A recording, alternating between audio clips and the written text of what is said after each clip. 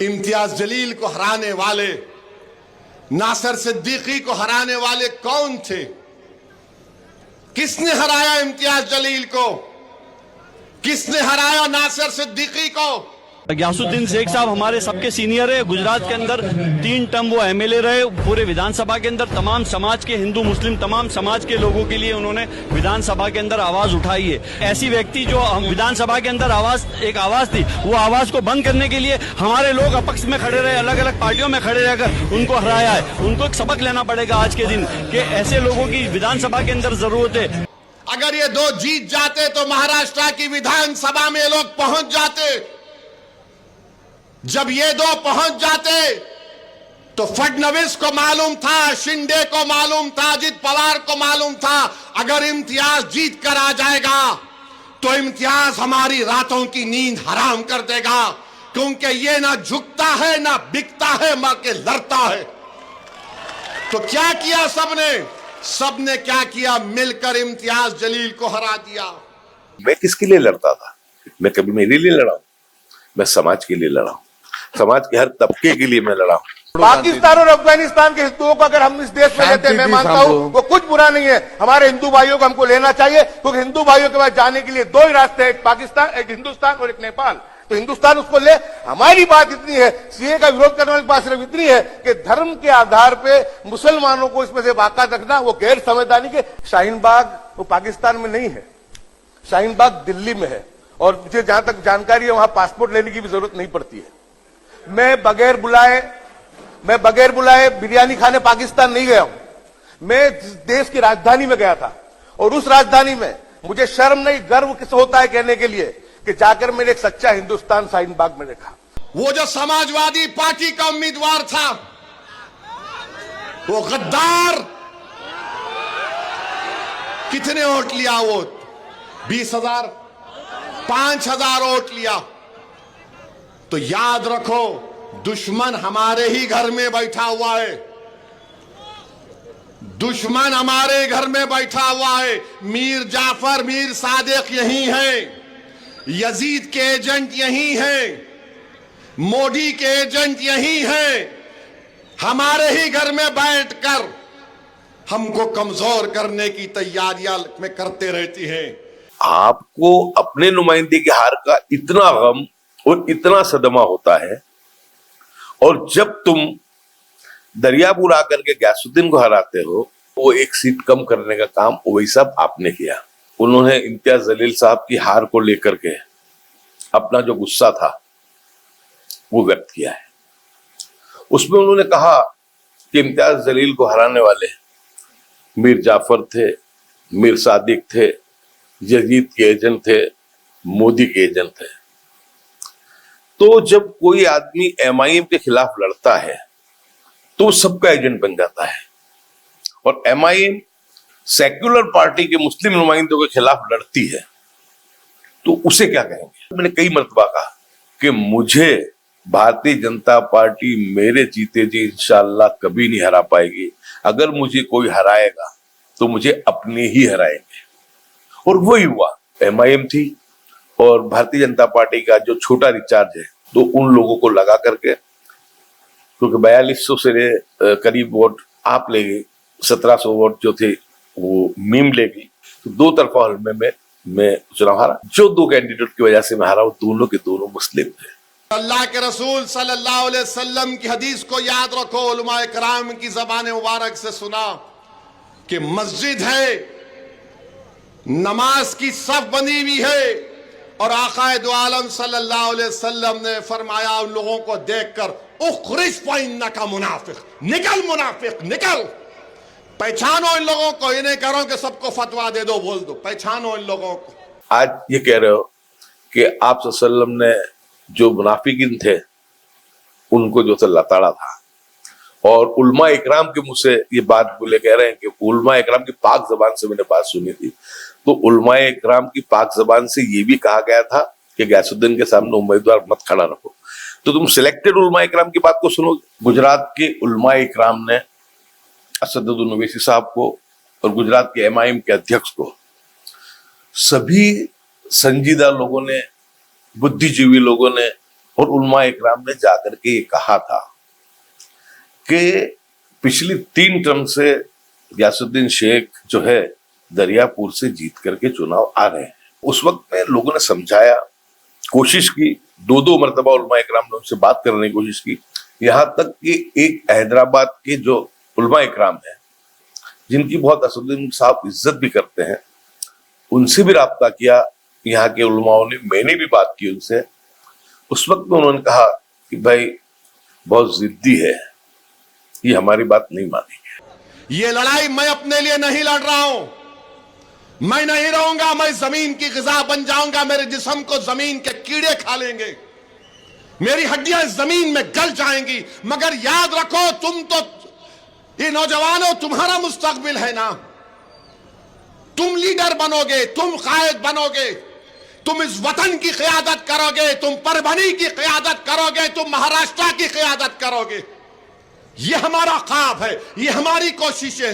ओवैसी साहब कल कह रहे हैं परभनी में कि ए नौजवानों मेरे साथ आओ, अपनी क़यादत खड़ी करो। तुमने तो गुजरात में क़यादत को खत्म कर दिया, जबकि उलमा इकराम ने आपको कहा था। आप देख रहे हैं देश लाइव, देश की आवाज।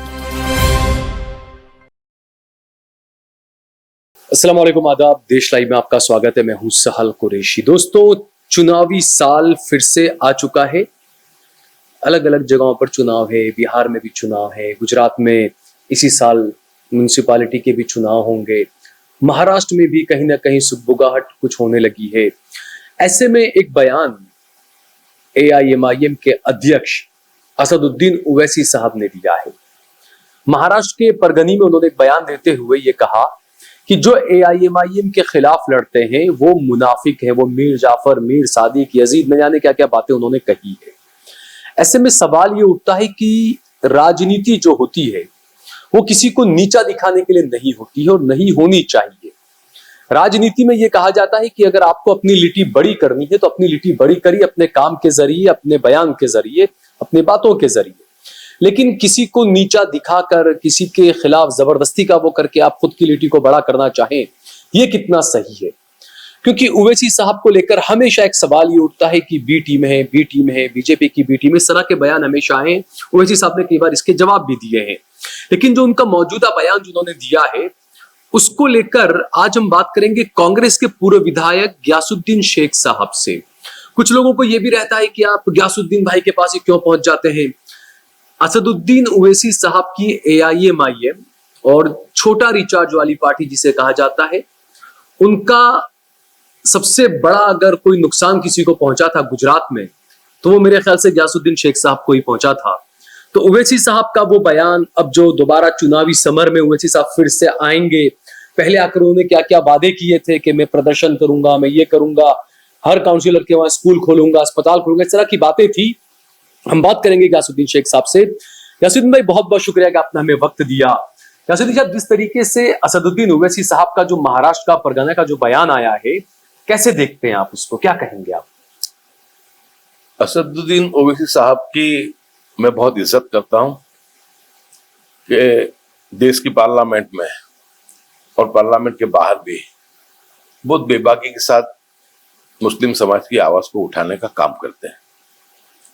लेकिन जिस ढंग से कल उनका बयान आया है, खास करके उन्होंने इम्तियाज जलील साहब की हार को लेकर के अपना जो गुस्सा था वो व्यक्त किया है। उसमें उन्होंने कहा कि इम्तियाज जलील को हराने वाले मीर जाफर थे, मीर सादिक थे, यजीद के एजेंट थे, मोदी के एजेंट थे। तो जब कोई आदमी MIM के खिलाफ लड़ता है तो सबका एजेंट बन जाता है, और MIM सेक्युलर पार्टी के मुस्लिम नुमाइंदों के खिलाफ लड़ती है तो उसे क्या कहेंगे? मैं एजेंट नहीं कहूंगा, लेकिन मैं सवाल रखूंगा उसे क्या कहेंगे? यानी इस तरीके की जो कल उन्होंने बात की है, पहले बहुत अच्छी तरीके से अपनी बात को रखते थे, लेकिन पिछले कुछ वक्त से कुछ उनके बात करने का जो तरीका है वो पूरा सा बदल गया है।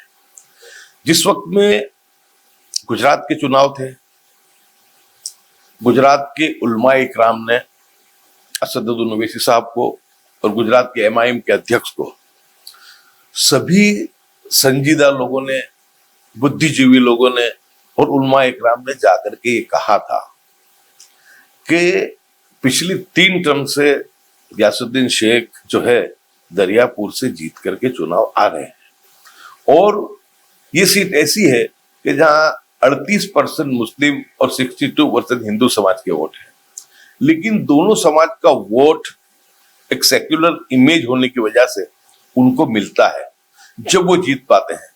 अकेले मुस्लिम समाज के वोट से वाहिद एक गुजरात में कोई सीट है कि जो हम जीत सकते हैं तो वो सिर्फ जमालपुर की है, जहां पे 62% मुस्लिम है, 62% और 38% हमारे हिंदू भाई है। लेकिन उसके अलावा कोई सीट ऐसी नहीं है कि जिसके अंदर हम लोग 38 से ऊपर हो। तो उस वक्त में लोगों ने समझाया, कोशिश की, 2 मरतबा उलमा इकराम ने उनसे बात करने की कोशिश की, यहाँ तक कि एक हैदराबाद के जो उलमा इकराम है जिनकी बहुत असदुद्दीन साहब इज्जत भी करते हैं, उनसे भी राब्ता किया यहाँ के उलमाओं ने, मैंने भी बात की उनसे। उस वक्त में उन्होंने कहा कि भाई बहुत जिद्दी है, ये हमारी बात नहीं मानेंगे। वो इसी साहब के लिए कहा? हाँ, वो बहुत जिद्दी है, वो कोई बात को नहीं मानेंगे। उसके आगे भी एक अल्फाज इस्तेमाल किया था, लेकिन मैं ओवैसी साहब के लिए मैं नहीं कहूंगा।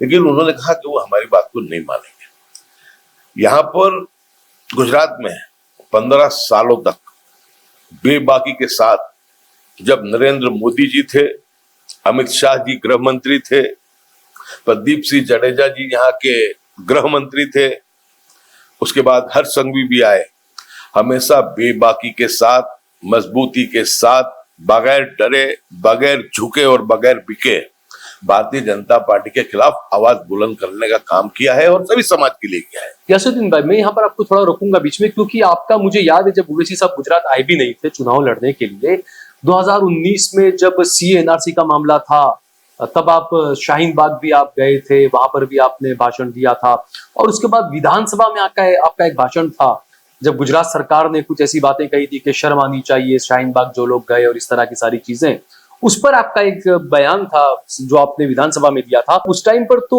ओवैसी साहब का गुजरात में आने जाने का या कोई ऐसा था ही नहीं कि गुजरात में एमआईएम आएगी या लड़ेगी, या दूर दूर तक कुछ वो नहीं था।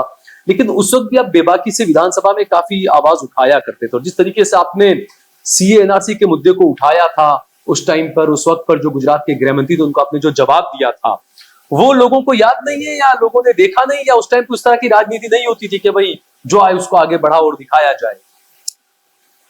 ये तो आपने जो मेरा बयान बताया है, ऐसे कई बयान हैं जो लव जिहाद पे भी बोले हैं, दंगे फसाद पे भी बोले हैं मैंने, और साथ साथ में जो सोशल मीडिया पे बार बार जो आपसे सल्लम की तौहीन करने की जो निम्न कक्षा की घटनाएं भारतीय जनता पार्टी के नेताओं के द्वारा होती थी, यानी कोई इश्यू ऐसा नहीं है बिल्किस बानो से लेकर के या कोई भी इश्यू कि जिसपे मैंने आवाज को 15 साल में बुलंद नहीं किया है।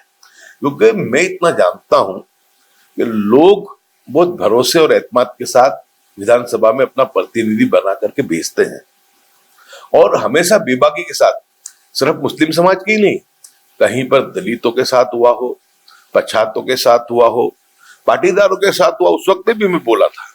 यानी ऐसा नहीं है, लेकिन विशेष जवाबदारी मैं मुस्लिम समाज से हूं, तो उस वक्त में हम 3 ही विधायक थे, तो जिम्मेदारी मेरी बनती थी, और हमेशा से बेबाकी के साथ बात रखने का हमेशा काम किया है और भारतीय जनता पार्टी को मुंहतोड़ जवाब दिया है। 2017 के जब चुनाव थे, उस वक्त में जो स्पीच थी मैंने बहुत जबरदस्त जो विधानसभा में दी थी, और मेरी भिड़त हो गई थी मुख्यमंत्री के साथ वर्तमान और गृह मंत्री के साथ। उसी दिन शाम को, जिस दिन मेरी भिड़त हुई थी, उसी दिन शाम को एक हमारा जर्नलिस्ट जो मुस्लिम नहीं था, गैर मुस्लिम भाई था, लेकिन उसका शाम को मुझे फोन आता है और उसने मुझे कहा, क्योंकि वो विधानसभा कवर करता था, बोले गयासुद्दीन भाई आज सीएम ऑफिस में और ये तय हुआ है कि किसी भी हालत से गयासुद्दीन शेख की आवाज को बंद करना पड़ेगा, जो भी करो इस मर्तबा इसको हराओ। लेकिन उस वक्त में ये फैसले जो होते हैं ये अल्लाह तबारक व तआला की तरफ से होते हैं, किसी की साजिशों से नहीं होते हैं। लेकिन 2017 में उन्होंने कोशिश की और नहीं कर पाए और मुझे हरा नहीं पाए। मैं 6200 वोटों से मैं चुनाव जीत गया। और उसके बाद भी मैंने कई मर्तबा कहा कि मुझे भारतीय जनता पार्टी मेरे जीते जी इंशाअल्लाह कभी नहीं हरा पाएगी। अगर मुझे कोई हराएगा तो मुझे अपने ही हराएंगे। और वही हुआ कि 2017 का जो मिशन था गैसुद्दीन को हराओ और 1 से 13 लाख मुस्लिम समाज की और गरीब पछातों की आवाज को बंद करो, 2022 में उन्होंने ये प्रोग्राम फिर से उनका जो था अमल में लाए। और उस वक्त में उनको उम्मीद थी कि ओवैसी साहब की पार्टी आ रही है और हमारा काम हो जाएगा। लेकिन जिस वक्त ओवैसी साहब अहमदाबाद आए, उन्होंने जमालपुर और दरियापुर का दौरा किया। 2 दिन तक दरियापुर में घूमने की कोशिश की उन्होंने, लेकिन 100 लोग भी इकट्ठा नहीं हुए ओवैसी साहब की रैली में, उनकी मीटिंग में। तो भारतीय जनता पार्टी बहुत शातिर है। भारतीय जनता पार्टी ने देखा कि एमआईएम के सहारे बलबूते हम चुनाव नहीं जीत पाएंगे। उसी दिन जो आज वर्तमान विधायक है कौशिक जैन, जो अमित शाह का बहुत करीबी लोगों में से है, और उसने जो हमारे मुस्लिम समाज के जो उनके साथ में काम करने वाले लोग, जो पुलिस के दलाल, बुटलेगर, बीजेपी की गुलामी करने वाले लोग, ऐसे लोगों को शाहीबाग नमस्ते सर्कल पे बुलाया और उसने कहा ये चुनाव हम ओवैसी साहब का इतना बड़ा दौरा, इतना बड़ा नाम और 100 आदमी इकट्ठा नहीं हुए तो अकेले ओवैसी साहब से हम नहीं जीत पाएंगे। अब आप सभी लोग, ए मेरे गुलामों, अब सब आप पार्टी के लिए लग जाओ।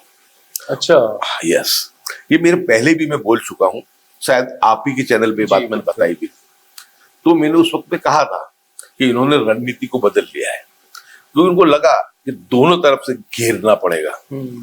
एमआईएम थी और भारतीय जनता पार्टी का जो छोटा रिचार्ज है, जो संघ से ही जिसकी पार्टी, आप पार्टी की जो है पैदाइश है, अन्ना के आंदोलन में ये जो रामलीला मैदान से हुई थी, तो उन लोगों को लगा करके, क्योंकि 4200 से करीब वोट आप ले गई, 1700 वोट जो थे वो मीम ले गई, और भारतीय जनता पार्टी का जो प्रेडिक्शन था कि अकेले मीम के सहारे नहीं जीत पाएंगे, इसलिए उन्होंने डबल अटैक किया, 2 तरफा हमला किया।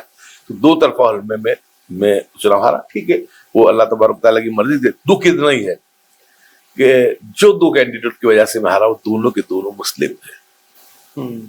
और जब आपने उलमा इकराम की बातों को नहीं माना, इस संजीदगी को नहीं समझा, और जब इम्तियाज जलील साहब के सामने ये मामला हुआ, जब इम्तियाज जलील साहब हारे, उस वक्त भी मैंने उनके सामने दुख बताया था कि जो घटना 2022 में मेरे साथ हुई, वही घटना जो है इम्तियाज जलील साहब के लिए मैं ट्वीट किया था कि इम्तियाज जलील साहब के साथ जो है वहां पर हुई है, और दुख भी व्यक्त किया था। मुझसे उसे खुशी नहीं हुई थी, क्योंकि मैं उनका भी एहतराम करता हूं कि एक अच्छा बोलने वाले और लड़ने वाले हैं। लेकिन आपको अपने नुमाइंदे की हार का इतना गम और इतना सदमा होता है, और जब तुम दरियापुर आकर के गैसुद्दीन को हराते हो, दिल्ली जाकर के जो मुस्लिम सीट थी जहां से इन्होंने ताहिर हुसैन साहब जो दंगे के पीड़ित हैं उनको खड़ा किया था, बहुत गलत हुआ है उनके साथ। आप पार्टी भी उनके बचाव में नहीं आई, उनके साथ मेरी सहानुभूति है और अल्लाह से दुआ भी करूंगा कि जल्द से जल्द वो निर्दोष आदमी की जो है रिहाई हो जाए। लेकिन तुमने वहां जाकर के वो 1 सीट कम करने का काम वही सब आपने किया। आप बात कर रहे हो इम्तियाज जलील साहब की, अगर इम्तियाज जलील साहब ने औरंगाबाद से बॉम्बे तक की अगर रैली नहीं निकाली होती, और वो रैली लेकर के जब वो आए, भी भारतीय जनता पार्टी ने सेफ वे दिया उनको, किसी जगह कोई टोल टैक्स पे उनको रोका नहीं गया, पुलिस ने उनको प्रोटेक्शन दिया, और बॉम्बे के बाहर आकर के उनके आकाओं के कहने से रैली को रोक दिया गया, और वहां के कलेक्टर और डीजी खुद इम्तियाज जलील साहब से जो था वो आवेदन पत्र लेने के लिए गए। मैं मानता हूं भारतीय जनता पार्टी ने तो लोकसभा के चुनाव के बाद ही तय कर लिया था कि उनकी स्थिति बिगड़ती जा रही है। उन्होंने कटोगे तो बटोगे तो कटोगे का नारा दे दिया था, और पूरे महाराष्ट्र में ये नारे लग गए थे, तो भाजपा तो ये काम करने ही वाली थी। लेकिन उस चीज को जाने या अनजाने बल दिया वो एमआईएम ने और इम्तियाज जलील साहब ने दिया। पूरा इलेक्शन में टर्न आउट हो गया। मैं कांग्रेस से हूं, कांग्रेस की भी बहुत गलतियां हुई, जिस ढंग से चुनाव को लड़ना चाहिए उसको नहीं लड़ पाई, लेकिन पूरा चुनाव पोलराइज जो हुआ वो इम्तियाज जलील साहब की रीले से हुआ। आप सल्लल्लाहु अलैहि वसल्लम की तौहीन हो वो किसी भी गैरतमंद मुसलमान के लिए वो बर्दाश्त नहीं है। हमारी जान माल सब आप सल्लल्लाहु अलैहि वसल्लम पे निछावर और कुर्बान है, लेकिन उस गुस्से को, उस तौहीन को तुम सियासी रंग देके उसको चुनावी माहौल में भुनाना चाहो तो मैं मानता हूं कि इससे घिनौना काम और नहीं हो सकता है, और वो हुआ। मैं आपके माध्यम से यही कहूंगा कि मैं किसके लिए लड़ता था, मैं कभी मेरे लिए लड़ा हूं, मैं समाज के लिए लड़ा हूं, समाज के हर तबके के लिए मैं लड़ा हूं। और जब तुम आज ओवैसी साहब कल कह रहे हैं परभनी में कि ए नौजवानों मेरे साथ आओ, अपनी क़यादत खड़ी करो, तुमने तो गुजरात में क़यादत को खत्म कर दिया, जबकि उलमा इकराम ने आपको कहा था, और आप अपने निजी फायदे के लिए आज ये कह रहे हो कि आप सल्लल्लाहु अलैहि वसल्लम ने जो मुनाफिकीन थे उनको जो लताड़ा था, और उलमा इकराम के मुंह से ये बात बोले कह रहे हैं कि उलमा इकराम की पाक जबान से मैंने बात सुनी थी। तो उलमा इकराम की पाक जबान से ये भी कहा गया था कि गयासुद्दीन के सामने उम्मीदवार मत खड़ा रखो, तो तुम सिलेक्टेड उलमा इकराम की बात को सुनोगे। और मैं ये मानता हूं कि आप सल्लल्लाहु अलैहि वसल्लम को इस सियासी मामलों में नहीं लेके आना चाहिए। वो दोनों जहां के जो रहमतुल आलमीन है, हर फर्द जो दुनिया में रह रहा है, सांस ले रहा है, सभी के लिए उनको अल्लाह तबारक व तआला ने इस दुनिया में भेजा था। लेकिन तुम्हारे चुनाव के अंदर तुम्हारे आदमी को हराया तो आप सल्लल्लाहु अलैहि वसल्लम की आप बात सुना रहे हो। जब आपने मुझे हराया, आपने दिल्ली में हराया और हिंदुस्तान में कई जगह जाकर के हराया, वहां आपको ये जो बात थी आप सल्लल्लाहु अलैहि वसल्लम की जो हदीस है याद नहीं आई। मैं ये मानता हूं कि भारतीय जनता पार्टी के लिए हमें कहते हैं कि वो धर्म की राजनीति करती है, तो हमें भी धर्म की मजहबी राजनीति नहीं करनी चाहिए। इतनी शख्सियत के जिसके तुफैल दोनों जहां अल्लाह तबारक तआला ने बनाए, सियासी मकसद के लिए उनका नाम लेना मैं मानता हूं कि ये जायज नहीं है, और इससे परहेज करना चाहिए, इससे बचना चाहिए। लेकिन अपने सियासी फायदे के लिए आपके सामने जो लड़े वो मुनाफिक, वो मीर सादिक, मीर जाफर, यजीद के एजेंट, मोदी के एजेंट, और आप पूरे हिंदुस्तान में सेक्युलर मुसलमानों के सामने लड़ो, तो फिर आपको कौन सा टेक दिया जाए? ये चीज तो दोनों तरफा लगती है। तो यानी आपको ये चीज को समझना चाहिए, जिस दिन हिंदुस्तान पाकिस्तान का विभाजन हुआ उसी दिन मौलाना अबुल कलाम आजाद ने उसके बाद जामा मस्जिद के जो थे मेंबर से उन्होंने बात को रखी थी कि जो जिन्होंने ने काम किया है ना पाकिस्तान सुख पाएगा और हिंदुस्तान के मुसलमानों की ना मदद कर पाएगा। और आज से हिंदुस्तान का मुसलमान अपने ही देश में अजनबी सा बन के रह जाएगा, और हर सुबह मुसलमान के लिए एक नई परेशानी लेकर के आएगा, और हम हमारे हिंदू भाइयों के ऊपर निर्भर हो जाएंगे, उनके मोहताज हो जाएंगे। आज वो ही देख रहे हैं। तो अकेली सियासत मुस्लिम से नहीं चल सकती। असदुद्दीन ओवैसी साहब, आप तो बहुत समझदार हो, बहुत संजीदा हो, बैरिस्टर हो, आपकी गलती बताने के लायक मेरा इल्म नहीं है, लेकिन जो कुछ मैंने छोटा मोटा समझा है, भारत पाकिस्तान के विभाजन के बाद हम अकेले राजनीति नहीं कर सकते। आप कह रहे हो कांग्रेस के लिए जहां जा रहे हो बुरा भला कह रहे हो, मैं मानता हूं कांग्रेस की भी सत्ता के चलते बहुत गलतियां हुई है, उससे मैं एतराज नहीं करूंगा, मैं इसको कबूल करता हूं। लेकिन सरजमी हिंदुस्तान पे आज कौन सी सेक्युलर पार्टी है, वो असदुद्दीन भाई मुझे बता दें कि जो आरएसएस और भाजपा के खिलाफ लड़ रही हो। राहुल गांधी ने जो भारत जोड़ो यात्रा निकाली थी वो 2014 से लेकर के 2030 तक के जो ये भाजपा का आरएसएस का जो जहरी एजेंडा था उसके खिलाफ उन्होंने यात्रा निकाली थी। कांग्रेस में भी बहुत से लोग ऐसे हैं जो आरएसएस के समर्थक होंगे, लेकिन हमारे पास ये मजबूरी है कि हमारे पास दूसरा कोई विकल्प नहीं है। और जब तक के राहुल गांधी, सोनिया गांधी और गांधी परिवार है, मैं मानता हूं कि देश के सेक्युलरिज्म को खतरा कभी भी नहीं है। कांग्रेस ने नुकसान भी उठाया है लेकिन सेक्युलरिज्म को बात को नहीं छोड़ा है, और राहुल गांधी ने ये साबित करके बताया भारत जोड़ो यात्रा से। तो यानी जब आपको मेडिकल कॉलेज दिए कांग्रेस ने, आपको आईआईटी दी, आपने शीश महल बनाए, सबके सब शीश महल जो आपके वक्त की प्रॉपर्टी में थे, आपने बहुत सारी स्कूलें बनाई, बहुत अच्छी बात है। मेडिकल कॉलेज आपको अहमद पटेल साहब ने दिया था, अच्छा। गुलाम नबी आजाद के वक्त में, जब वो गुलाम नबी आजाद हेल्थ मिनिस्टर थे। 10 साल कांग्रेस में रहकर सोनिया गांधी की गोद में बैठ करके आपने खाना खाया, उन्हें नेता माना, और एकदम से तुमको केसीआर बहुत प्यारा लगने लगा। दोनों भाई केसीआर के वहां पहुंच गए और अचानक से कांग्रेस से नफरत। हैदराबाद में 2 मरतबा कांग्रेस के समर्थन से तुम्हारी म्युनिसिपल कॉर्पोरेशन बनी है, और हैदराबाद में सिर्फ आप 7 सीट लड़ेंगे, और हिंदुस्तान में, यूपी में, बिहार में, वहां पे आप 25 खड़े करेंगे, 30 खड़े करेंगे, पश्चिम बंगाल में। तो यानी आपको राजनीति करने का हक है, अधिकार। मैं भी जानता हूं कि आज मुस्लिम समाज की क़यादत को घेरा हुआ है। ओवैसी साहब कहते हैं कि मैं कांग्रेस के सेक्युलरिज्म को अपने जूते की नोक पर रखता हूं। अब ये जो बात ओवैसी साहब ने कही है, बीजेपी की तरफ से कहा जा रहा है कि सेक्युलरिज्म जो ये शब्द जो है वो संविधान से हटा देना चाहिए। बिल्कुल, मैं ये कहना चाह रहा था मैं कि ओवैसी साहब जिस तरीके से ये कहते हैं कि मैं सेक्युलरिज्म को मैं अपनी जूते की नोक पे रखता हूं, तो उसी सेक्युलरिज्म के चलते ही तो तुमने जो पूरा जो हैदराबाद था उसमें साम्राज्य अपना बनाया। बिल्कुल। और जब तुमको लगा कि अब यहां से जितना फायदा लेना था मैंने ले लिया, अब मैं केसीआर से लूंगा, आप केसीआर के साथ हो गए, तो वहां 7 लड़ाओगे, देश में 27, 28, 30 लड़ाओगे। तो ये मुझे समझ में नहीं आता है। मैं ये मानता हूं कि वर्तमान 2014 से चल रही राजनीति के तहत मुस्लिम समाज के प्रतिनिधित्व को कम करने की कोशिश चल रही है, और भाजपा ने जो हिंदुत्व का एजेंडा बनाया है, कहीं पर भी मुस्लिम समाज 30-35% से ज्यादा नहीं है, किसी भी सीट, चाहे लोकसभा हो या विधानसभा हो। बहुत कम सीटें हैं जमालपुर जैसी की जहां पे 60%, गिनी चुनी सीटें होगी, 2, 5, 10 पूरे हिंदुस्तान में। तो वहां पे तो जब मुस्लिम समाज को आज ऐसा है, कांग्रेस भी परहेज कर रही है, कांग्रेस भी कम सीटें देती है कि भाई हिंदू वोट नहीं ला पाएगी, नहीं जीत पाएगा, तो उसने भी प्रतिनिधित्व कम कर दिया है। सेक्युलर पार्टियों में सपा ने बहुत कम लोगों को टिकट दी, पार्लियामेंट में भी इस मर्तबा, असेंबली में बहुत कम दी।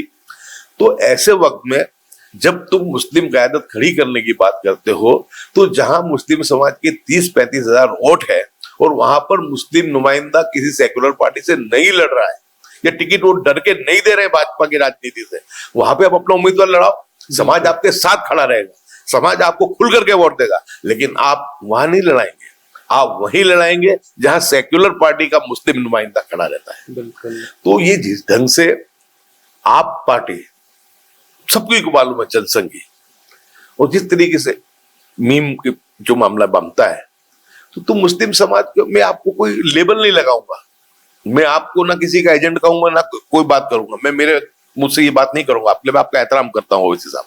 लेकिन आप इतने सियासत के माहिर हैं, इतनी हिंदुस्तानी सियासत को तुम समझ रहे हो, और आजादी से पहले से लेकर और आज तक पूरी राजनीति को आपने समझा है। मेरी गुजारिश यही है कि हिंदुस्तान के मुसलमान हम सब जिना की थियरी पे ना जाएं, हम अबुल कलाम आजाद की थियरी पे जाएं।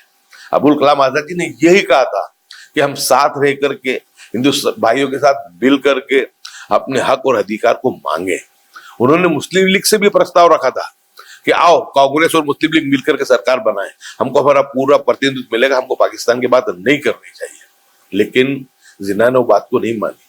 तो आज जो भी मुस्लिम, मेरे समेत सभी लोग जो सियासत करते हैं, उनको जिना के रास्ते पे नहीं, लेकिन मौलाना अबुल कलाम के रास्ते पर जाना चाहिए, और हमारे सेक्युलर हिंदू भाइयों के साथ कंधे से कंधा मिला करके थोड़ी कमी पेशी भी हो सेक्युलर पार्टियों में, क्योंकि वर्तमान भारतीय जनता पार्टी की कटुता की, नफरत की राजनीति से कहीं ना कहीं उनके सेक्युलरिज्म में भी कुछ ना कुछ सॉफ्ट हिंदुत्व की या चुनावी रणनीति के तहत मुस्लिम समाज की को यानी प्रतिनिधित्व देने में कहीं कमी पेशी रहती है। तो उसकी कमी पेशी भरने का काम असदुद्दीन ओवैसी कर सकते हैं। जहां सेक्युलर पार्टी के नुमाइंदे ना हो मुस्लिम समाज के, वहां पे आप खड़े रखो, समाज खुल करके आपको साथ देगा। लोगों ने कहा था मेरे चुनाव का गुजरात के कि आप दरियापुर, जमालपुर और वाकानेर छोड़ दो, इसके अलावा आप लड़ाओ। 182 सीटें हैं विधानसभा की गुजरात में, हम 179 सीटों पे आप कोई जो MIM है उसको समर्थन करेंगे। सिर्फ 3 जगह जो कहां पर सेक्युलर पार्टी के 3 मुस्लिम नुमाइंदे, उनके खिलाफ आप उम्मीदवार मत खड़ा रखो। लेकिन आपने बात नहीं मानी। आज जब आपको ये आ रहा है, आपके सामने ये दुख आया है, हमें भी दुख है इम्तियाज जलील के लिए, तो आपको एहसास हो रहा है तो जिस वक्त में दरियापुर में हुआ था तो हमें भी तो एहसास हुआ था। बिल्कुल। आज कोई एक इमरान खेड़ा वाला के सिवा कोई आज हमारे पास विधायक नहीं है। बेचारे उनसे जितनी मेहनत कोशिश होती है वो उनके तरीके से करते हैं, लेकिन आज जो फासिस्ट लोग, जो ये कांग्रेस भारतीय जनता पार्टी का जो नुमाइंदा जीत करके आया है, आए दिन उसकी संकलन समिति की मीटिंग हो या विधानसभा हो, सिर्फ मुस्लिम एजेंडे के, एंटी मुस्लिम एजेंडे के सिवा कोई बात नहीं। मुस्लिम समाज की बिल्डिंग तोड़ दो, चिकन मटन की दुकानें बंद कर दो, लारी गल्ले पथारे उठा दो। 3 दरवाजे की हालत देखो क्या हो गई। गुजरात अहमदाबाद में जितनी भी कंस्ट्रक्शन की जो साइडें चलती थी उनके सब पे उन्होंने क्या हाल करे। हर तरीके से प्रताड़ित करना, ना आसाम धाराओं की परमिशन मिल रही। और देखने की बात यह है कि तुमने एक मजबूत लीडरशिप थी, उसको तुमने छोड़ दिया। और आज जब बहुत दुख भी होता है कि जब रथ यात्रा के दिन मैंने देखा कि समाज कितना डरा और सहमा हुआ है, कि जब हरसंघवी शाहपुर में आया और कौशिक जैन, हरसंघवी को सब जानते हैं कि बड़ बोला आदमी है, बिल्कुल एंटी मुस्लिम, और पूरे गुजरात में हर जगह मजार मसाजिद को शहीद करने वाला, चंडोला की बस्ती को शहीद करने वाला और उस पर फिर फख्र करने वाला। और जो कौशिक जैन जो मुस्लिम समाज को आए दिन प्रताड़ित कर रहा है पिछले 2.5 साल से, लेकिन उसको भी हार पहनाने के लिए, फूल हार पहनाने के लिए समाज के लोग पड़ापड़ी कर रहे थे। मुझे देख के बहुत अफसोस होता था कि लोगों के दिल में क्यों ये बात नहीं आती है कि ये सीए एनआरसी को लाने वाले, ये चंडोला को उजाड़ने वाले, ये जो है गिर सोमनाथ में हमारे मस्जिद, हमारे खानकाहें हैं, हमारे मज़ारात, उनको शहीद करने वाले पूरे सौराष्ट्र में काम किया है, जूनागढ़ में इन्होंने काम किया, लेकिन पड़ा पड़ी हो। क्यों?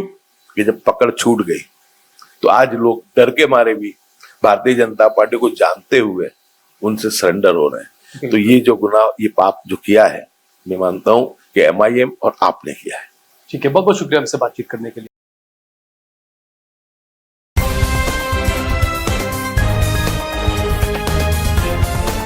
देश और दुनिया की तमाम छोटी और बड़ी खबरों के लिए हमारे चैनल को सब्सक्राइब करना न भूलें और बेल का बटन जरूर दबाएं।